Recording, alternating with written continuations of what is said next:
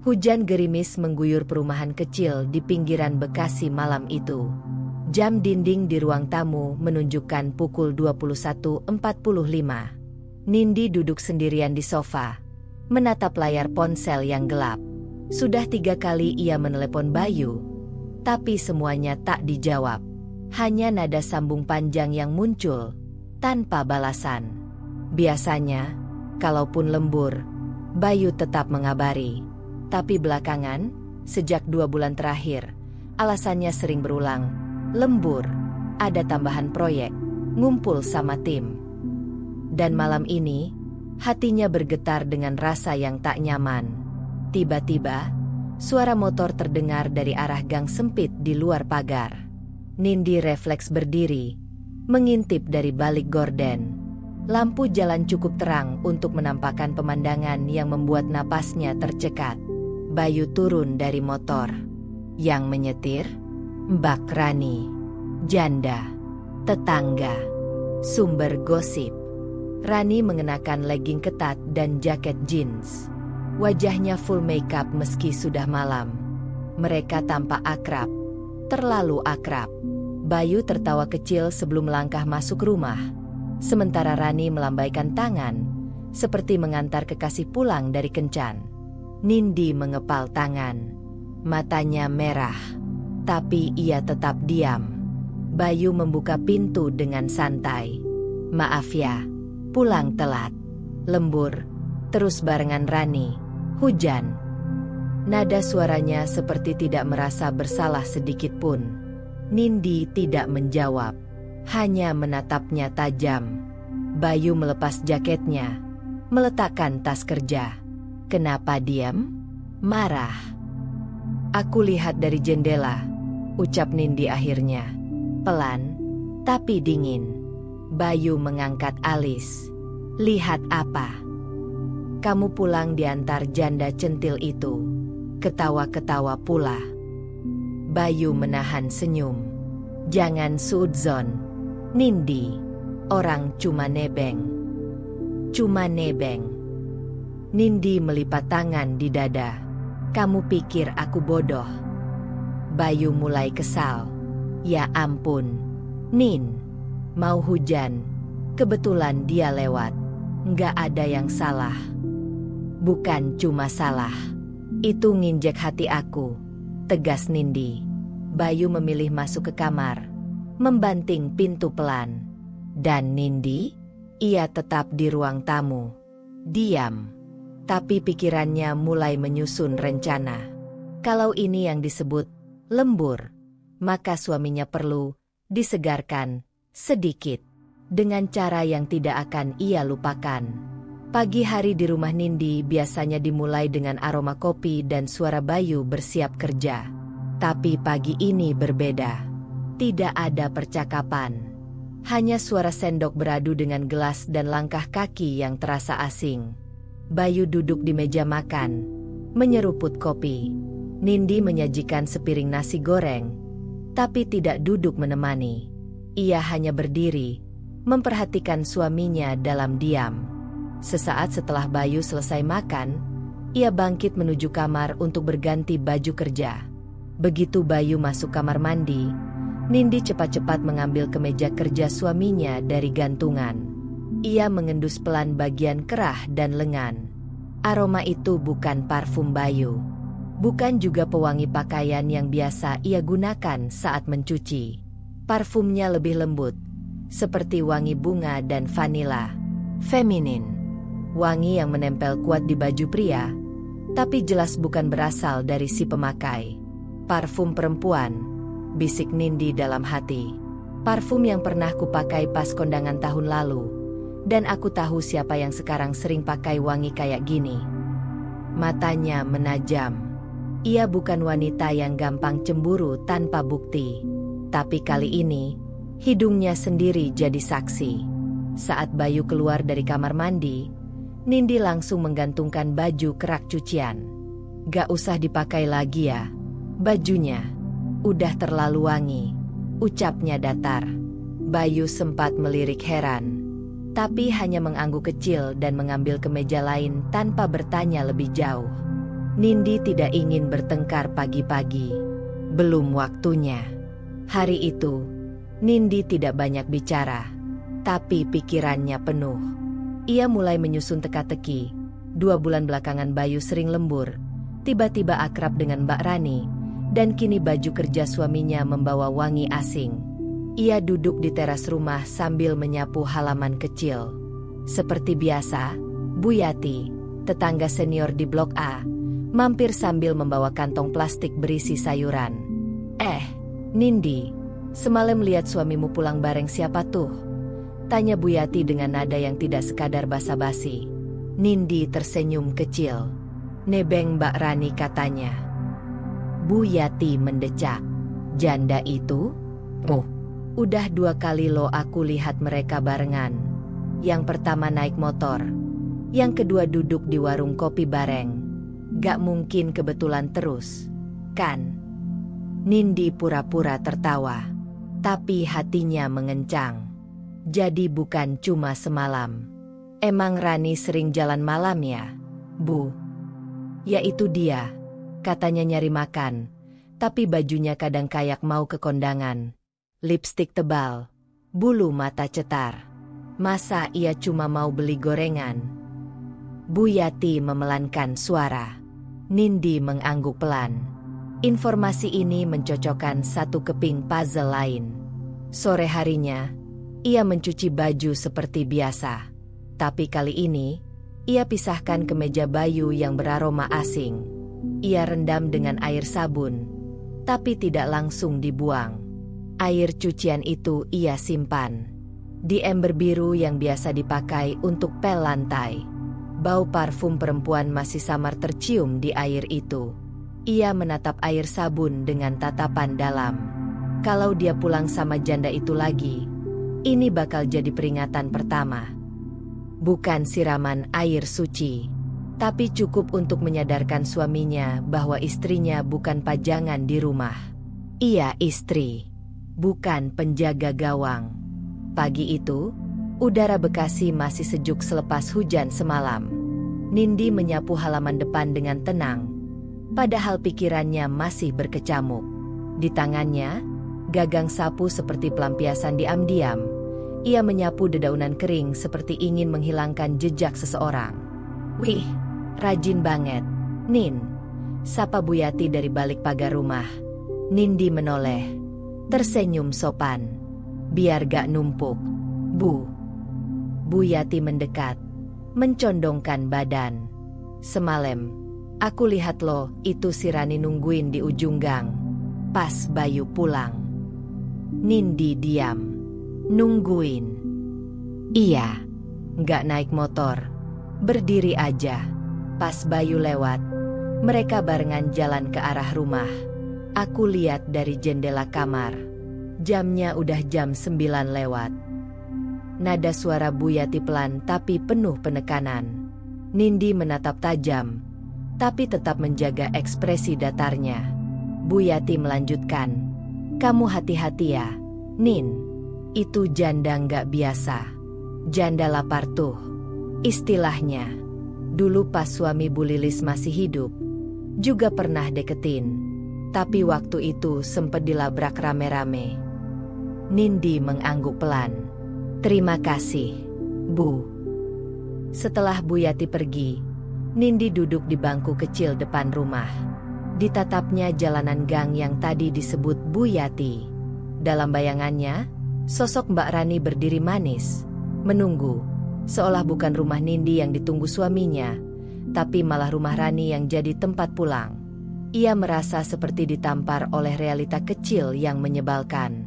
Malam harinya, Bayu pulang seperti biasa. Tidak terlalu malam, tapi tetap lewat dari jam 8. Nindi memperhatikan dari dapur. Kali ini Bayu pulang sendiri. Ia membuka pintu dan meletakkan tas kerjanya. Capek banget hari ini. Deadline numpuk, katanya sambil duduk di sofa, menyalakan TV. Nindi berjalan pelan dari dapur. Capek lembur, atau capek jaga janda? Bayu langsung mematikan TV. Apa maksudmu? Aku cuma nanya. Soalnya tetangga mulai bisik-bisik. Katanya kamu sering pulang bareng Rani. Kadang duduk di warung kopi juga. Bayu menghembuskan napas keras. Kamu dengar dari siapa? Bu Yati. Nindi tidak menjawab. Ia hanya duduk di kursi seberang, menatap Bayu tanpa berkedip. Bayu menggeleng. Itu cuma gosip.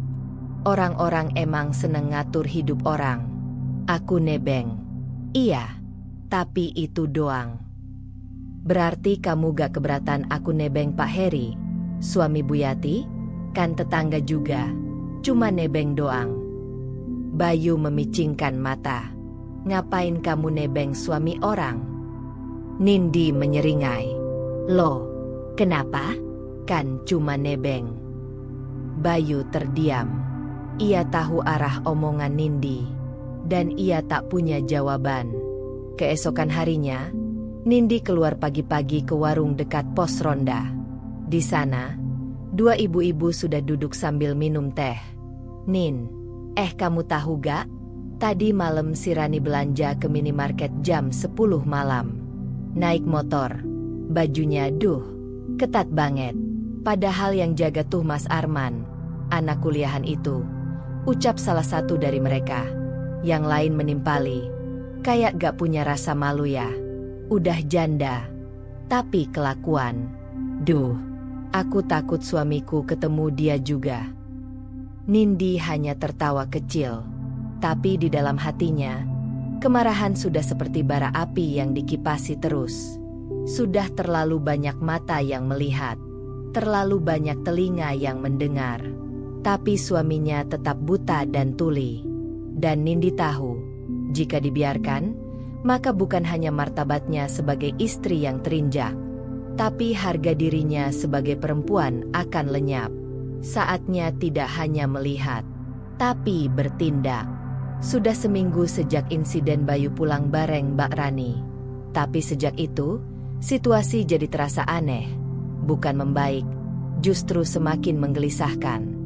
Bukan karena Bayu lebih jujur, tapi karena Mbak Rani makin aktif nyapa. Aktif, tapi nggak biasa.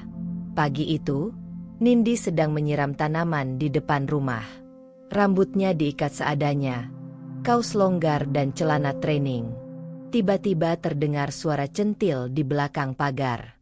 Pagi, Nindi. Wah, tanamannya seger-seger amat, kayak yang punya Mbak Rani. Dengan baju ketat warna ungu dan lipstik merah mencolok, ia berdiri sambil menggenggam gelas plastik berisi es kopi kekinian. Rambutnya dicatok rapi meski matahari masih malu-malu muncul. Nindi membalikkan badan. Senyumnya kaku. Pagi juga, Mbak. Loh, Mas Bayu udah berangkat kerja? Tadi aku lihat motornya udah gak ada, kata Rani sambil menyedot kopinya. Nada santainya seperti gak ada dosa. Padahal jelas, dia tahu dirinya sedang dibicarakan. Nindi menjawab pelan.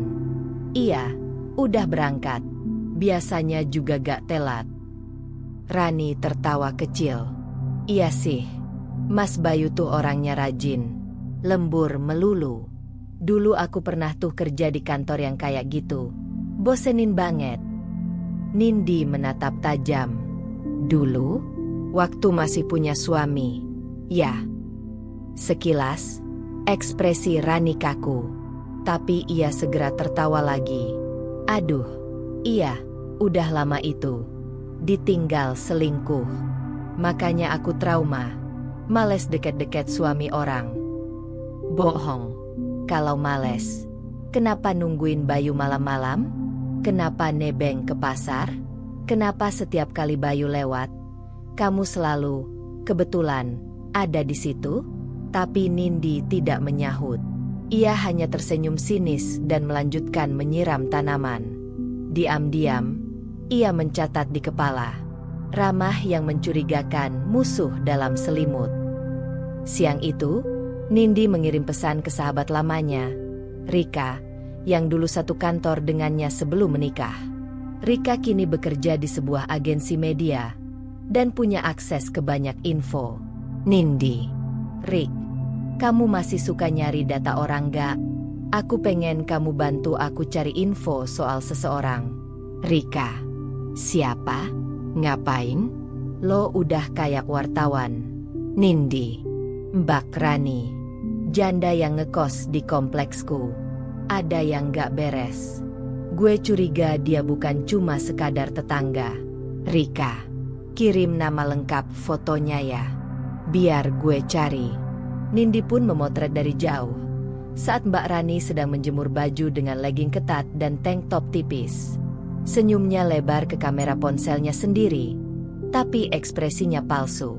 Sore harinya, Nindi mendapati Bayu sedang duduk di teras. Main ponsel. Ia mendekat pelan-pelan dari dapur.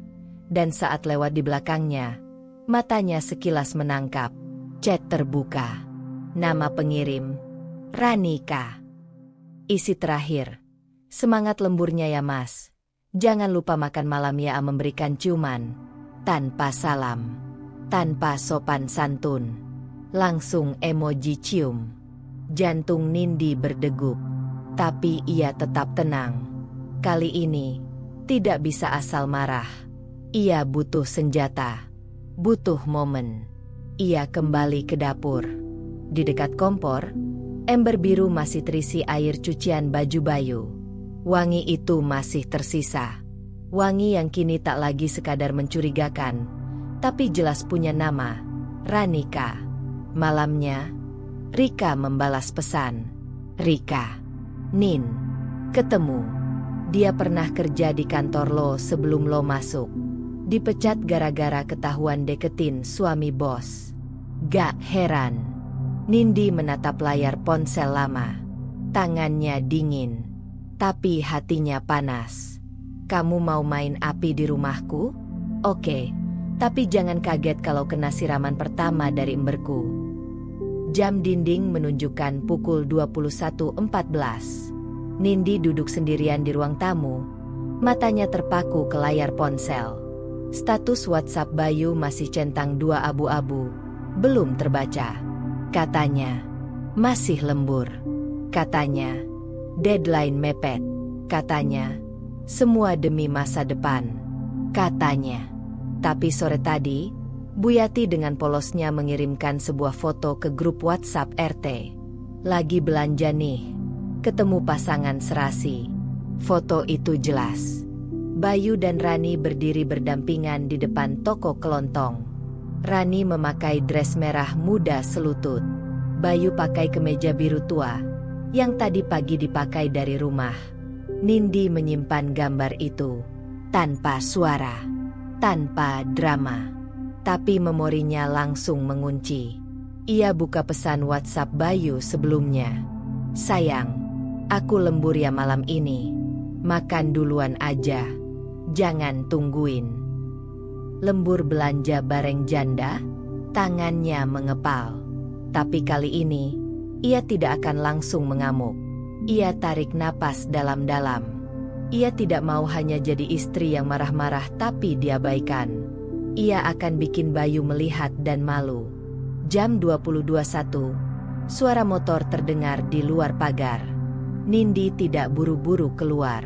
Ia tetap duduk di sofa, memeluk bantal. Pintu terbuka. Bayu masuk. Wajahnya tampak kelelahan.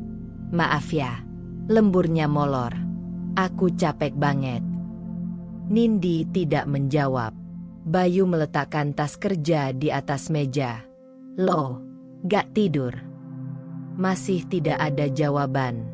Bayu mendekat. Nin, kamu kenapa? Nindi berdiri pelan. Kamu tadi ke minimarket? Bayu terdiam. Hah? Iya, sebentar. Sama siapa? Sendiri. Kenapa emangnya? Boom. Nindi mengangkat ponsel. Menunjukkan foto yang dikirim Bu Yati. Ini siapa?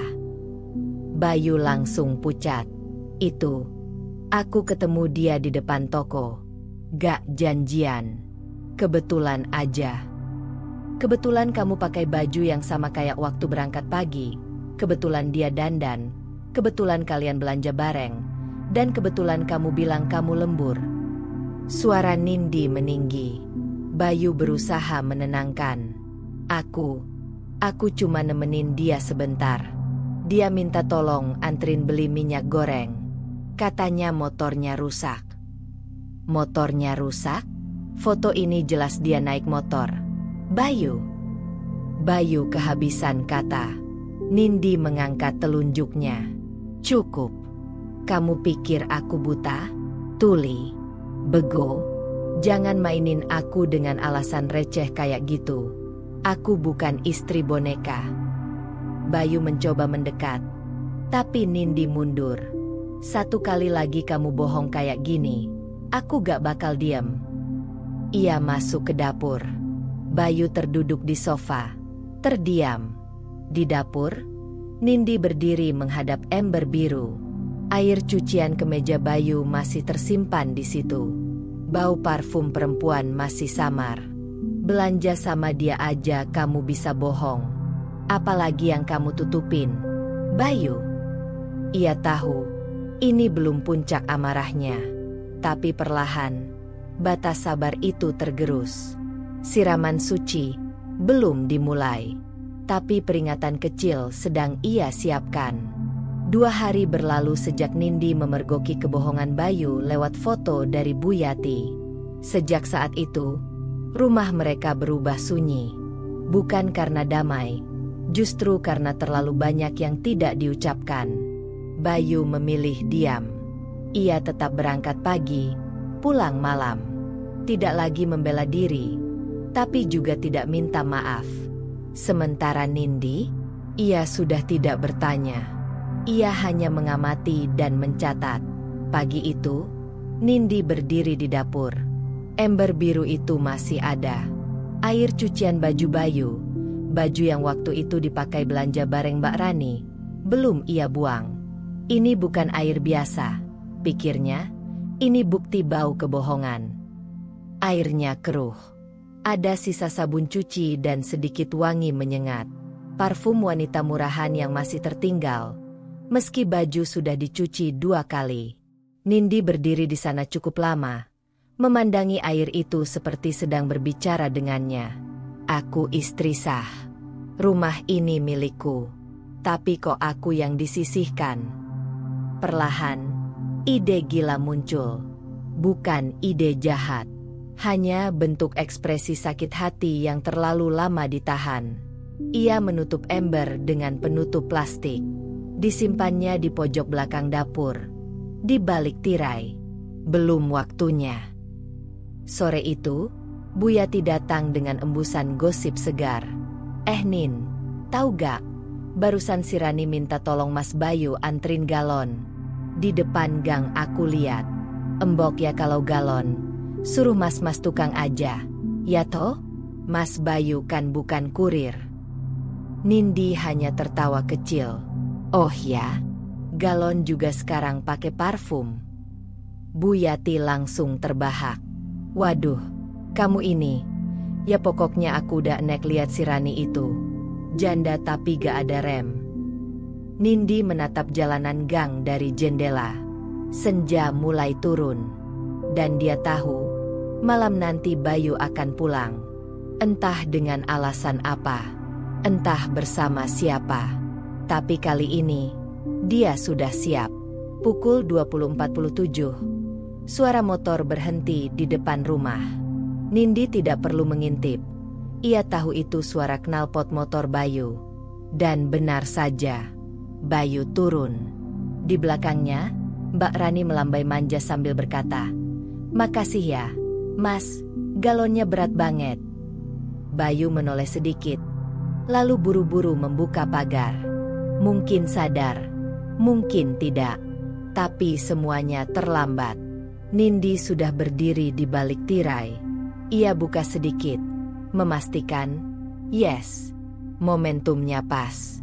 Begitu Bayu masuk rumah dan menutup pintu, splaash, air cucian itu melayang dari ember, mengenai tubuh Bayu dari kepala hingga dada.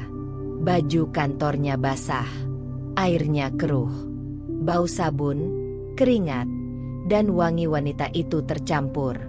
Bayu berdiri mematung. Syok. Air menetes dari rambut dan wajahnya.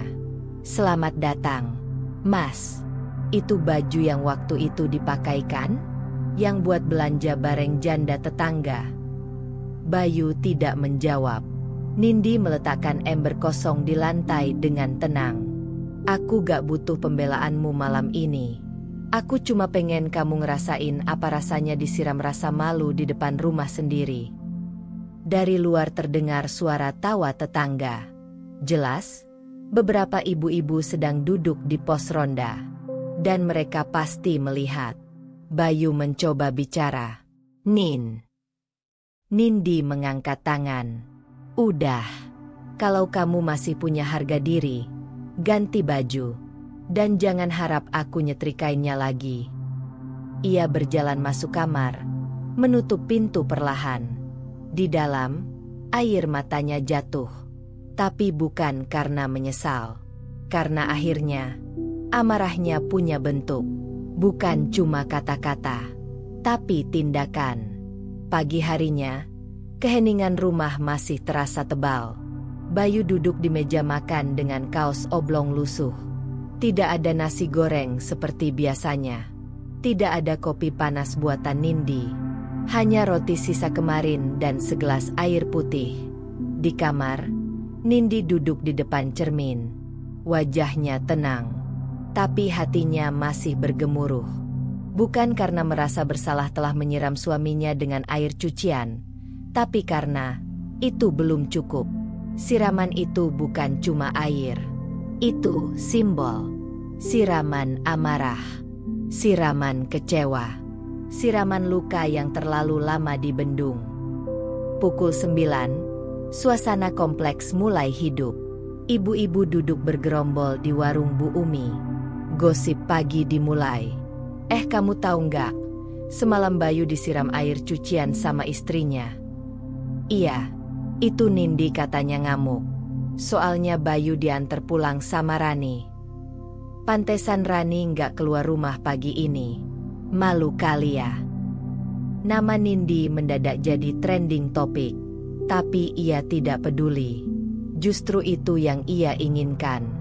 Kalau malu gak bisa ditanamkan ke Bayu, biar rasa malu datang dari luar. Malam harinya, Nindi duduk santai di ruang tamu. Kali ini dia sudah siap. Ember kedua, isinya air bekas cucian celana kerja Bayu yang juga ia simpan diam-diam, diletakkan persis di samping pintu. Kalau semalam siraman pembuka, malam ini pentas utama. Jam 21.10. Suara motor terdengar lagi. Dek, dek, dek. Nindi berdiri. Tirai sedikit dibuka. Dan benar saja, Bayu turun dari motor. Dan di belakangnya, seperti tamu kehormatan pesta kemunafikan, Mbak Rani ikut turun. Rani memegang plastik isi roti dan susu kotak. Sambil tertawa-tawa kecil, ia berkata, "Duh Mas Bayu, makasih ya udah antar. Nggak tahu deh kalau sendirian." Bayu celingukan. "Udah, buruan masuk. Aku juga mau pulang. Nindi pasti nungguin." "Kamu masih peduli Nindi nungguin?" pikir Nindi geram. Pagar dibuka. Bayu masuk rumah. Tapi belum sempat ia menutup pintu. Spla asah. Air cucian kedua disiram langsung ke wajahnya. Lebih deras. Lebih tajam. Lebih memalukan. Rani yang belum jauh dari pagar ikut melihat kejadian itu. Ia langsung berhenti langkah. Syok. "Selamat malam, Mbak Rani." "Maaf ya, Mbak. Siramannya bukan buat Mbak. Buat suami saya. Yang mungkin lupa kalau dia punya istri." Bayu membelalak. "Nin, kamu ini." "Diam." Nindi menunjuk ke arah Rani. "Dan kamu, Mbak, gak usah lagi pura-pura butuh bantuan. Suamiku bukan tukang galon, bukan tukang ojek, dan bukan pelampiasan dari status jandamu." Warga mulai berdatangan. Beberapa anak muda ngintip dari balik pagar. Ibu-ibu mulai berbisik sambil menahan tawa. Mbak Rani panik. Mukanya merah padam. Ia buru-buru membalik badan dan melangkah cepat ke arah kontrakannya tanpa bicara sepatah kata pun. Bayu berdiri basah kuyup. Lagi. Kamu mau bikin aku malu. Nindi menatap tajam. Kamu malu karena disiram. Aku lebih malu karena bersuamikan laki-laki yang pura-pura gak salah.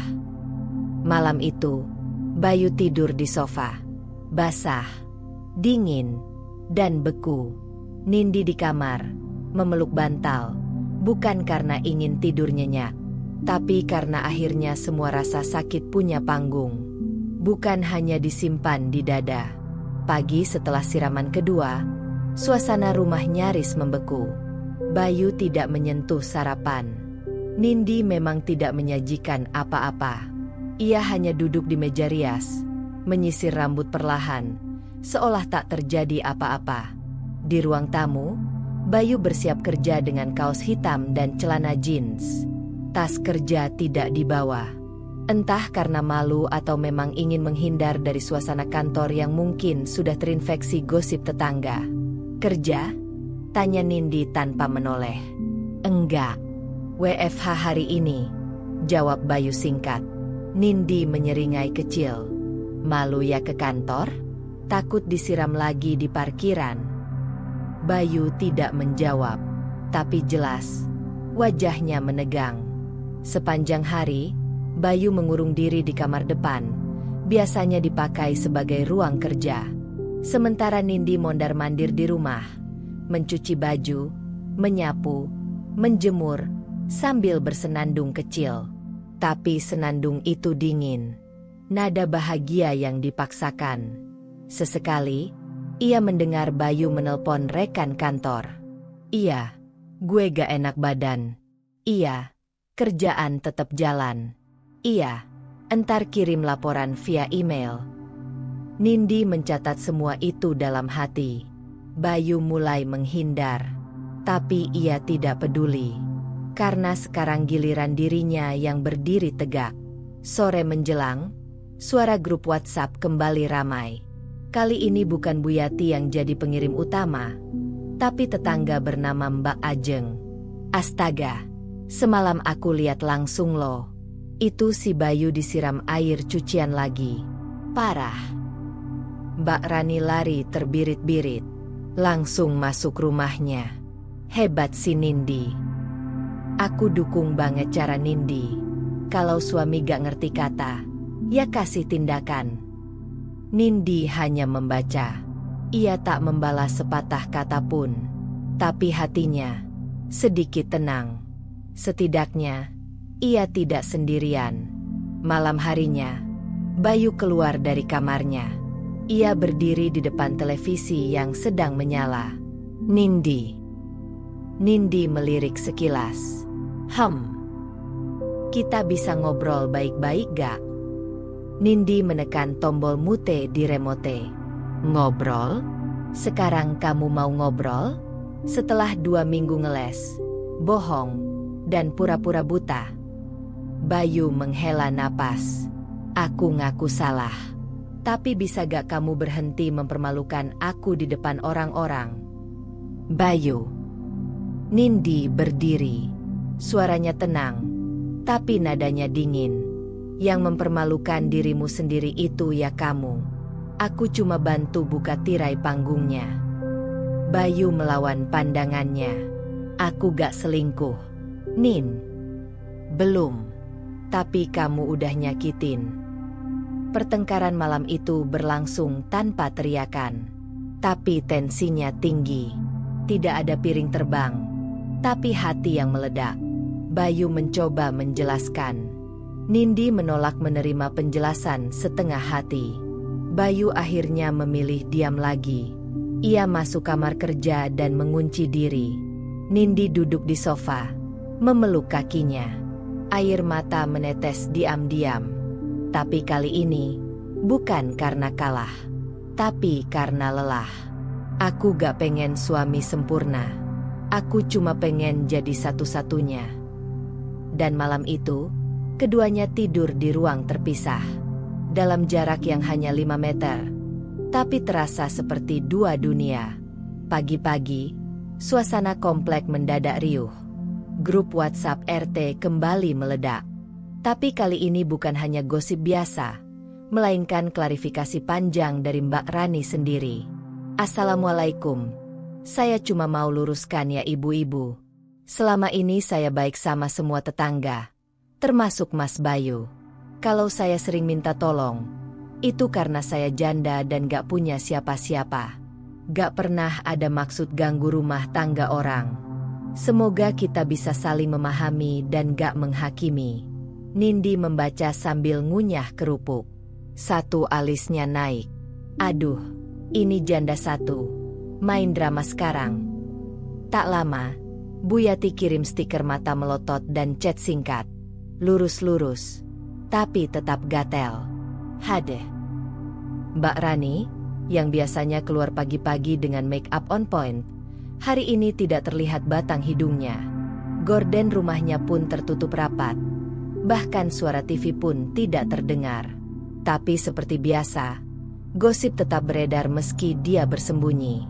Siang itu, Nindi kedatangan tamu, Mbak Citra, tetangga yang tinggal 2 rumah dari rumah Mbak Rani. Ia jarang ikut nimbrung, tapi matanya tajam. Nin, aku gak mau ikut campur. Yah, tapi aku lihat sendiri waktu malam sebelum kamu siram Bayu. Mbak Rani itu bukan cuma numpang pulang. Dia sempat pegangan tangan Mas Bayu di depan rumah. Aku sampai kaget. Nindi langsung duduk tegak. Serius? Cheat? Iya. Makanya aku heran pas dia kirim klarifikasi. Sok suci banget. Mbak Citra lalu menunjukkan video singkat dari CCTV rumahnya, yang memang diarahkan ke depan pagar. Terlihat jelas, Mbak Rani berdiri terlalu dekat dengan Bayu. Tangannya sempat menyentuh lengan Bayu. Bahkan, ia tertawa sambil memukul manja bahunya. Nindi menatap layar ponsel tanpa berkedip. Mulutnya menganga. Tapi yang keluar dari mulutnya hanya satu kalimat. Ah, dasar ular berbulu manusia. Sore harinya, gosip makin liar. Mbak Rani rupanya tidak hanya dekat dengan Bayu, tapi beberapa tetangga lain juga pernah merasa digoda. Entah itu lewat senyum, sapa manja, atau sekadar kirim makanan. Dulu suamiku juga pernah dikirimin puding. Loh, kata Bu Erna di warung Bu Umi. Katanya, kebanyakan bikin. Padahal aku gak pernah deket sama dia, sambung Bu Indah. Mbak Rani mulai terlihat sebagai pemangsa, bukan korban. Dan puncaknya, malam itu, Mbak Rani kedapatan diam-diam memasukkan beberapa barang ke mobil sewaan. Beberapa tetangga melihat, beberapa memvideokan. Ia keluar rumah dengan hoodie dan masker, tapi tak bisa menyembunyikan tubuh langsing dan tas bermereknya. Mbak Rani pindah ya. Katanya mau balik ke rumah ibunya di Depok. Gak tahan kali ya digosipin satu komplek. Bukan digosipin, tapi akhirnya ketahuan belangnya. Nindi berdiri di balik jendela. Ia melihat mobil itu perlahan menjauh, menelan bayangan Mbak Rani dalam pekat malam Bekasi. Di tangannya, ia masih memegang gelas teh panas. Lalu ia berbisik lirih. Kamu cuci tangan, Mbak. Tapi bekas lukanya masih ada di aku. Malam itu, meski rumah tetangga satu jadi kosong, perasaan Nindi belum sepenuhnya lega. Karena orang yang seharusnya minta maaf sepenuh hati, masih satu atap dengannya. Dan masih diam. 1 minggu setelah Mbak Rani hengkang dari komplek, suasana mulai tenang. Tapi bagi Nindi, badai belum benar-benar reda. Meskipun para tetangga sudah kembali sibuk dengan urusan masing-masing, di dalam rumahnya, hubungan Nindi dan Bayu masih dingin seperti kulkas 2 pintu. Bayu mencoba bersikap netral. Ia membantu mencuci motor, mencuci piring, bahkan belanja ke warung tanpa diminta. Tapi Nindi tetap menjaga jarak. Bukan karena keras kepala, tapi karena hatinya belum sembuh. Suatu sore, saat Nindi sedang melipat pakaian di ruang tengah, ponselnya berbunyi. Nama yang muncul di layar membuatnya terbelalak. Dia SMP 2 Cimahi. Itu sahabat lamanya. Sudah lama tidak kontak. Terakhir mereka ngobrol waktu reuni kecil 3 tahun lalu. Dengan cepat, Nindi menjawab telepon itu. Halo. Astaga, ini beneran dia. Iya, Nindi. Aku lihat videomu di TikTok. Nindi langsung terdiam. Video apa? Yang kamu siram suamimu pakai air cucian. Viral. Wey. Diunggah sama akun tetanggamu. Terus masuk FYP. Aku langsung ngeh itu kamu. Nindi langsung membeku. Jadi, itu beneran udah menyebar. Banget. Tapi tenang.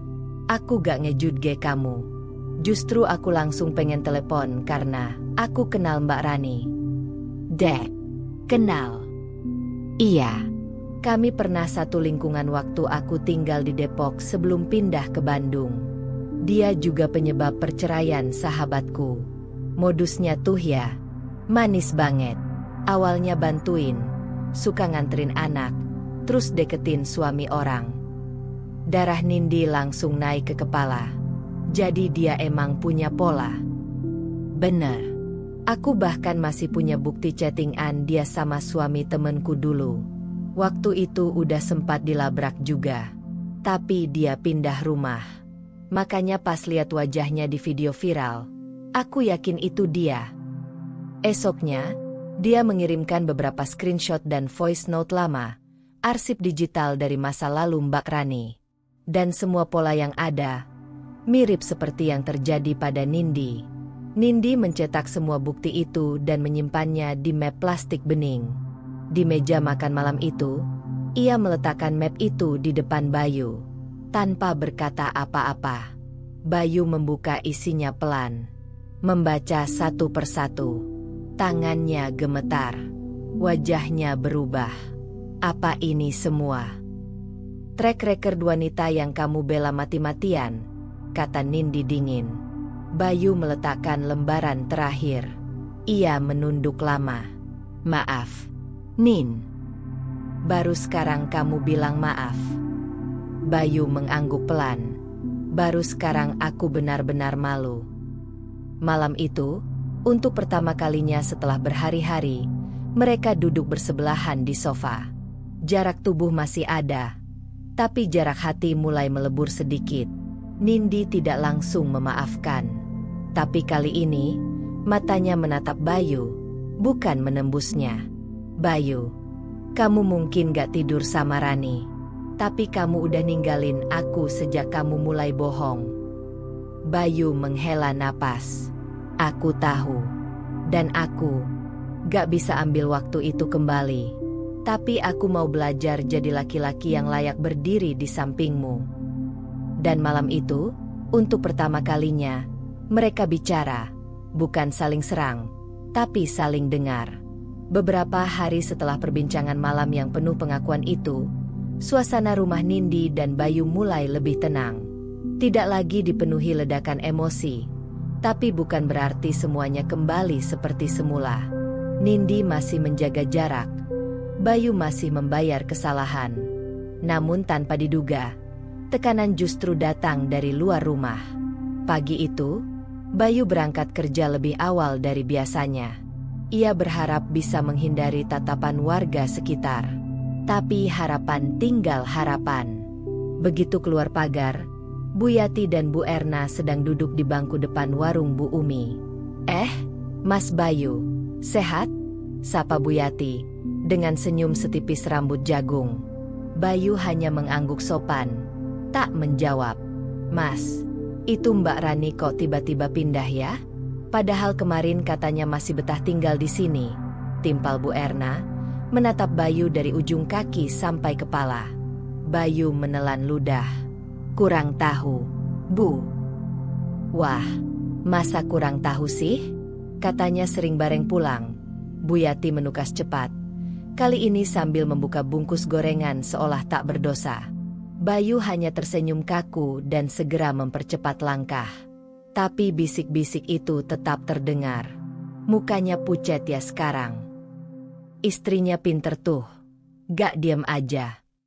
Kalau bukan disiram air cucian, mungkin masih lanjut tuh sama janda. Bayu naik motor dengan kepala tertunduk. Di dalam helmnya, ia merasa seperti jadi bahan tontonan keliling. Dan itu bukan sekadar perasaan, karena gosip di lingkungan kecil menyebar lebih cepat dari sinyal wifi. Di kantor, keadaan tak jauh berbeda. Beberapa rekan kerja mulai menyindir halus. Ada yang menyapa sambil tertawa, ada juga yang sengaja menunjukkan video siraman viral yang telah menyebar ke TikTok, Instagram, bahkan grup alumni. "Bey, serius lu disiram air cucian? Asli keras bini lu," kata Fajar, rekan satu divisi. Bayu hanya tertawa hambar. Namanya juga hidup rumah tangga. Namun, tertawa itu hanya tameng. Hatinya remuk perlahan.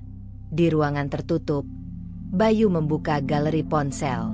Ia melihat ulang foto-foto lama, saat ia dan Nindi tertawa saat naik motor berdua, makan mie ayam, selfie di bioskop. Semua terasa seperti potongan dari hidup orang lain.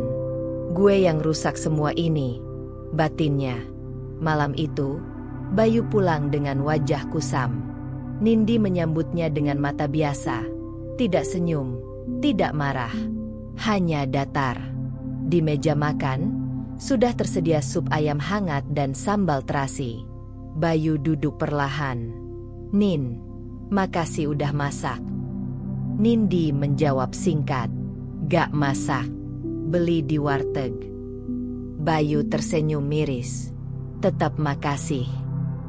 Mereka makan dalam diam, tapi sesekali mata mereka saling bertemu.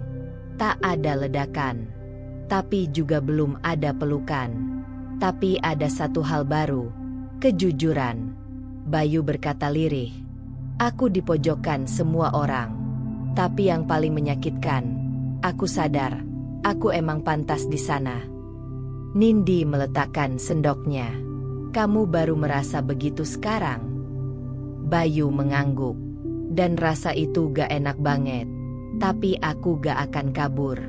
Aku akan terus hadapi, karena aku yang bikin semua ini berantakan." Malam itu, Nindi masih belum memaafkan. Tapi untuk pertama kalinya, ia tidak membantah sepatah pun. Karena di matanya, Bayu terlihat benar-benar menyesal. Jam dinding menunjukkan pukul 1.42 dini hari. Hujan rintik-rintik di luar menimbulkan suara lembut di atas genteng rumah. Lampu dapur masih menyala, karena Nindi belum bisa tidur. Ia duduk di meja makan, menggulir layar ponsel tanpa fokus. Matanya sembab, bukan karena menangis malam ini, tapi karena terlalu sering menangis akhir-akhir ini. Tak lama, langkah kaki terdengar dari arah kamar. Bayu muncul dengan rambut acak-acakan dan wajah mengantuk. Tapi bukan mengantuk biasa. Wajahnya gelisah. "Masih belum bisa tidur?" tanya Bayu pelan. Nindi hanya menggeleng.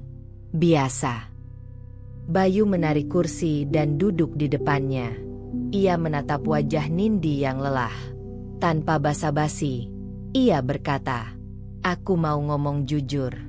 Sekarang." Nindi mengangkat kepalanya, siap mendengar. Bayu menelan ludah. Ia menarik napas panjang, lalu mulai berbicara pelan-pelan, tapi jelas. "Aku gak pernah tidur sama Mbak Rani. Itu benar. Tapi, aku pernah menikmati kedekatannya." Nindi diam. Awalnya, cuma ngobrol biasa. Dia sering nunggu ojek depan kantor. Aku kasihan. Sekali dua kali nganterin. Dia cerita soal hidupnya yang kesepian. Aku dengerin aja. Tapi, ternyata aku nyaman. Dan itu salah. Bayu berhenti sebentar, lalu lanjut. Kenyamanan itu berubah jadi semacam candu. Dia mulai nempel terus. Dan aku ngikut.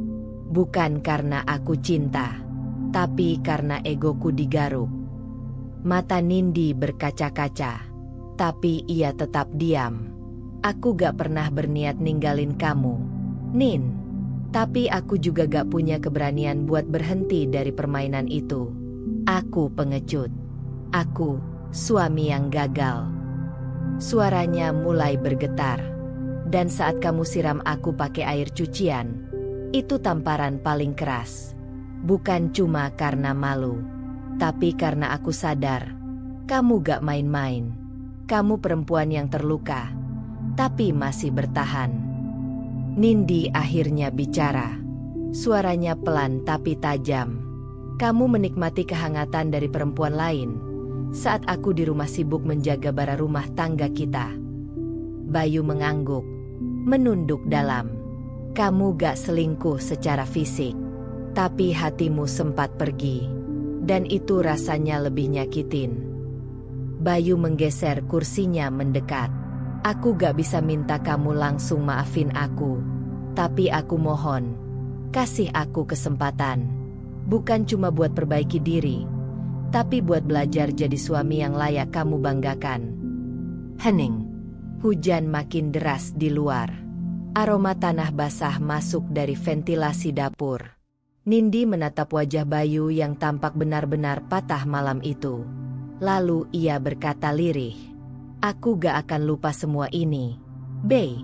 Tapi kalau kamu sungguh-sungguh berubah, aku akan belajar maafin. Pelan-pelan.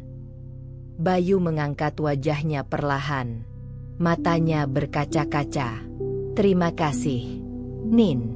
Aku akan buktikan. Nindi berdiri, mengambil gelas dan mengisinya dengan air putih. Sambil menyerahkan ke Bayu, ia tersenyum tipis dan berkata, mulai besok, kita sama-sama belajar ya. Dari nol. Tapi kali ini, jangan ada yang pura-pura. Bayu mengangguk mantap.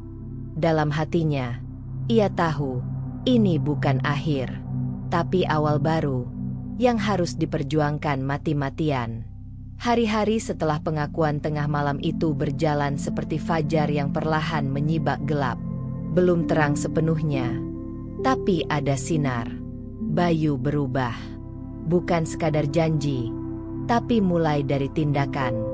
Ia kini selalu pulang tepat waktu. Ponselnya tidak lagi dikunci dengan sandi aneh. Bahkan ia memberikan pinnya sendiri pada Nindi tanpa diminta. Ia mulai terlibat dalam pekerjaan rumah. Menyapu, menyiram tanaman, menjemur pakaian. Nindi melihat semuanya, tapi ia tak langsung luluh. Ia hanya mengamati, menilai, memastikan perubahan itu bukan sekadar rasa bersalah temporer. Suatu pagi, saat Nindi selesai mandi, ia melihat dapur sudah bersih. Ada sepiring roti panggang dan segelas susu di meja. Bayu tersenyum kecil. Gak bisa masak nasi uduk, tapi bisa goreng roti. Hehe. Nindi tak tersenyum balik, tapi ia duduk dan memakan roti itu sampai habis, tanpa komentar. Dan itu, bagi Bayu, sudah cukup jadi harapan. Di luar rumah, Bayu juga mulai menebus citranya. Ia datang ke acara kerja bakti RT, membantu angkat emberket, bersihkan got, bahkan mengantarkan Bu Yati ke puskesmas saat lututnya kambuh. Tak sedikit tetangga yang tetap memandang sinis. Tapi perlahan nada-nada mereka berubah. Lumayan ya sekarang si Bayu. Katanya sekarang malah rajin bantuin bini. Mending berubah sih daripada keras kepala. Di warung Bu Umi, diam-diam Bu Erna bilang ke Nindi, saya salut ya, Endik. Kamu gak gila-gilaan waktu masalah kemarin. Kamu malah bikin dia berubah. Nindi menjawab datar, kalau gak berubah, udah saya kirim ke rumah ibunya. Suatu malam, Bayu memberikan sebuah kotak kecil kepada Nindi. Nindi membuka perlahan. Di dalamnya ada kalung emas sederhana, dengan liontin berbentuk huruf N. Gak mahal, Nin. Tapi aku beli dari hasil kerja lembur 2 minggu ini. Gak aku kasih ke janda manapun. kata Bayu, sambil berusaha tersenyum. Nindi menatap kalung itu lama, lalu berkata, "Kalung ini bukan buat nutupin kesalahanmu. Aku tahu. Dan bukan juga untuk bikin aku percaya lagi." Bayu menunduk. "Aku ngerti. Tapi, ini bisa jadi pengingat. Kalau kamu pernah bikin perempuan ini terluka, dan kamu berjanji gak akan ulangin." Bayu mengangguk perlahan. Matanya berkaca-kaca. "Aku gak akan ulangi. Sumpah." Nindi memeluk kotak itu, bukan karena materialnya, tapi karena usaha yang mulai terasa nyata. Hubungan mereka belum kembali seperti dulu. Tapi kini, mereka bisa makan malam sambil tertawa kecil. Bisa duduk di teras bersama, membahas cicilan motor. Bisa menonton sinetron bareng tanpa saling diam. Dan itu, bagi Nindi, adalah langkah kecil yang jauh lebih tulus dari kata maaf.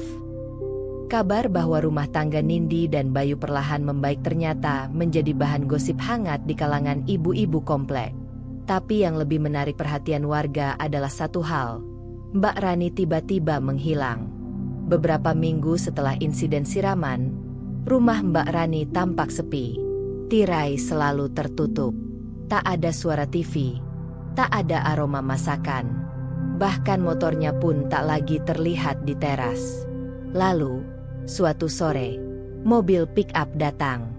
Seorang sopir dan 2 orang tukang mengangkut barang-barang keluar dari rumah Mbak Rani. Kasur, lemari plastik, dan kipas angin. Semuanya masuk ke mobil. Beberapa tetangga keluar rumah, berpura-pura menyiram tanaman sambil mengintip. Bu Yati dan Bu Erna berdiri di seberang jalan, bisik-bisik. "Tuh, bener kan? Akhirnya minggat juga si janda. Gak kuat digosipin. Gatel sih, nyolek suami orang. Pantas waktu itu sering ngasih kue ke Mas Bayu." Mereka tertawa pelan, seperti mendapat validasi setelah sekian lama.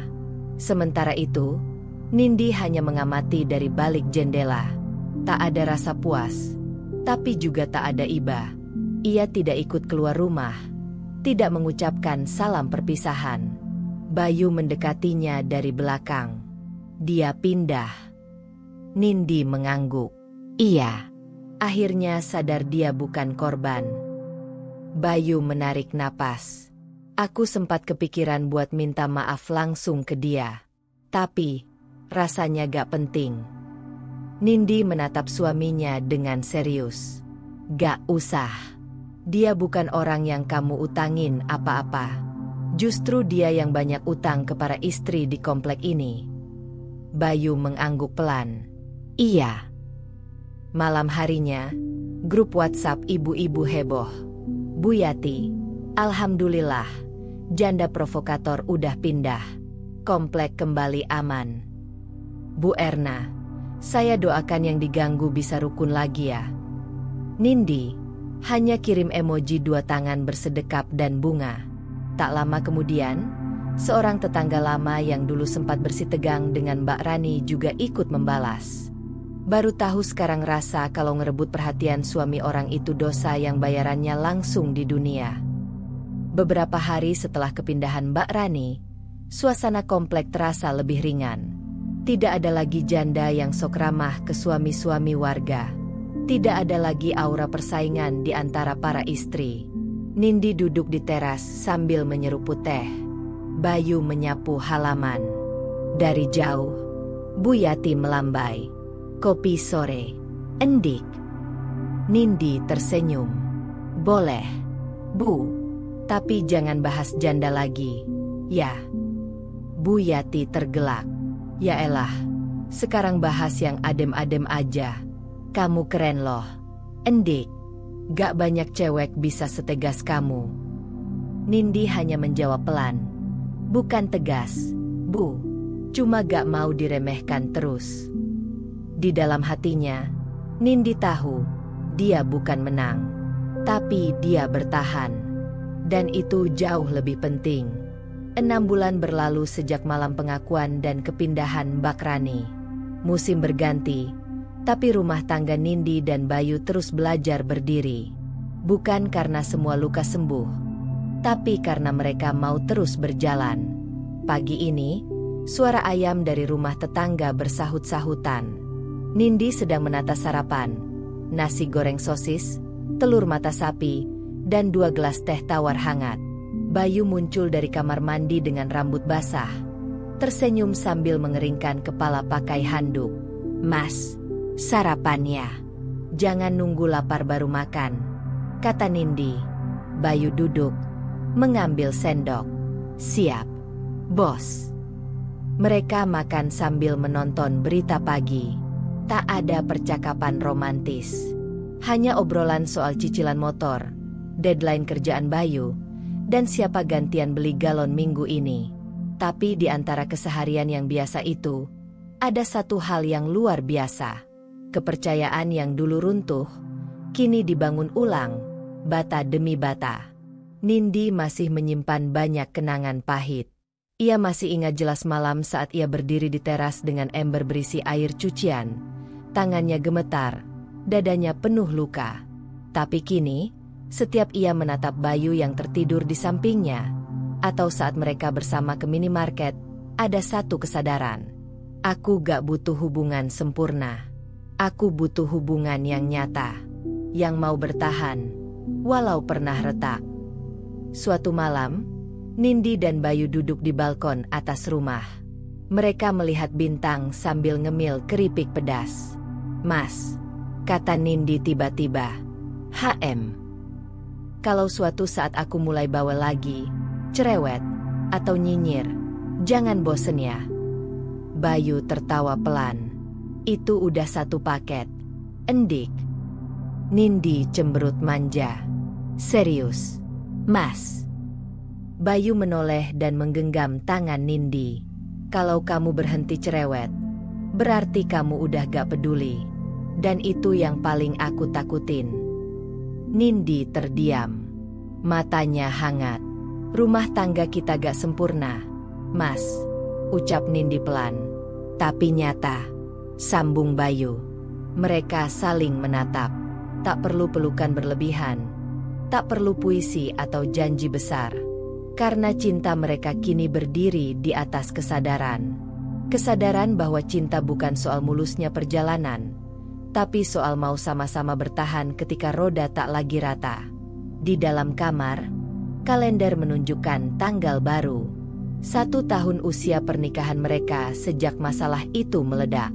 Tidak ada pesta, tidak ada lilin, tapi ada 2 cangkir kopi, 2 pasang mata yang saling menatap, dan 2 hati yang memilih untuk tetap tinggal. Karena cinta bukan soal kisah sempurna, tapi soal keberanian untuk tetap mencintai, meski pernah patah. Dan begitulah akhir dari cerita kita hari ini. Setiap perjalanan, seberapapun kecilnya, selalu menyimpan pelajaran dan makna. Semoga kisah ini bisa menginspirasi, menghibur, atau bahkan membuka sudut pandang baru untukmu. Kalau kamu suka dengan cerita seperti ini, jangan lupa untuk like, komen, dan tentunya subscribe agar kamu nggak ketinggalan cerita-cerita seru berikutnya. Aktifkan juga lonceng notifikasinya supaya kamu jadi yang pertama tahu saat cerita baru tayang. Sampai jumpa di kisah selanjutnya.